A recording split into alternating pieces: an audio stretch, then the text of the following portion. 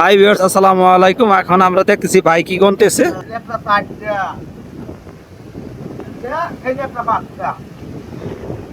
আচ্ছা ভাই, আপনি কি গুলা গন্তাছেন?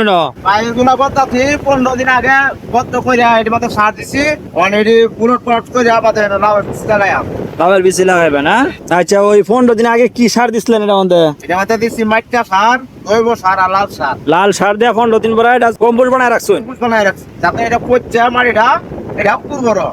আচ্ছা আচ্ছা। সেই জন্য হ্যাঁ ভাই আসেন, আরো এটা খুব আছে যাইতাছি, এটা আমি করে রাখছিলাম। এটা করছি, এটা 15 দিন আগে করছি, এটা পচা মনে করেন যে এটা কুকুর হয়ে আসছে। ওর কালকা উল্লায় কালকা বীজ লাগায়া আসেন ভাই এদিকটা, এটা মাটিটা উলট পালট করে তারপরে আবার এটা করে আবার বীজ লাগায়া।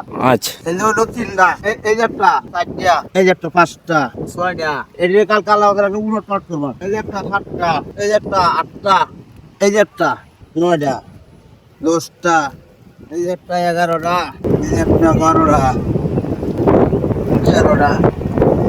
এটি পচা মনে করেন যে একবারে 100 কম্পুট হয়ে গেছে। এটির মাঝে আর খাবার লাগবে না এখন কালে। কিছু কিছু সারা পচা হারলে তারপরে কালে ভিটামিন, পাতা ভিটামিন এগুলা পোক মাহরের ওষুধ গুলা এগুলা ব্যবহার করলাম। 14টা, হয় একটা 14টা, এই 15টা, 17টা। এই যে এভাবে পরিষ্কার করিয়া তার বাদে তারা লাগাইতে হবে।